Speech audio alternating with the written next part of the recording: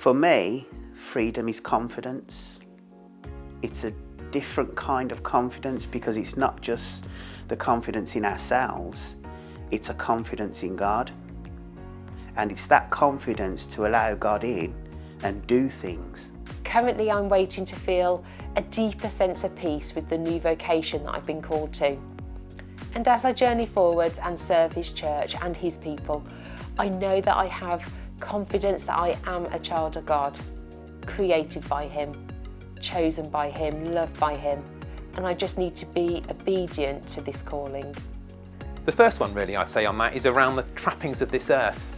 I think that I tend to fall into looking at money and storing up resources here, whether that's building up stuff, getting a bigger house, focusing on health. But actually God says, don't store up treasures here, store up treasures in heaven, which involves focusing on the things that really matter and that don't die with us. Second area really is the fear of man rather than the fear of God. So it shouldn't really matter what people think of us, should it? But I know I went to a camp many years ago that was called For the Audience of One.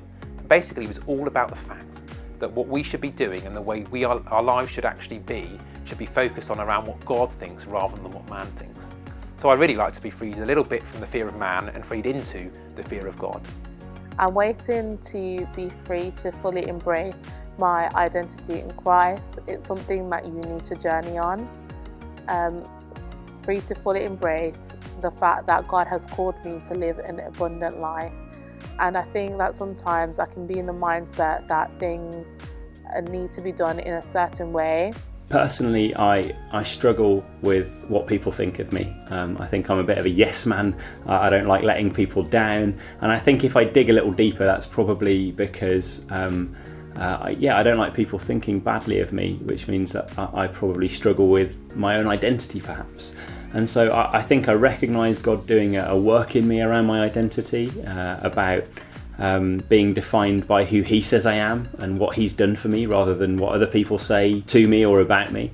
So one thing that comes to mind immediately is all the disparities in our society at the moment.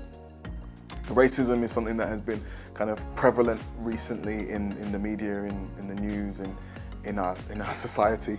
And that yearning, that sense of that deep longing for God to change it, for things to be different, that longing for freedom and for change, and for those who are bound and those who are oppressed and struggling, those who've been held back by unfair systems, by history, by all the generational stuff, to be set free, and crying for God to kind of, break the yoke of the spiritual Pharaoh, to break those yokes of oppression, and for all of us to be free and to be together.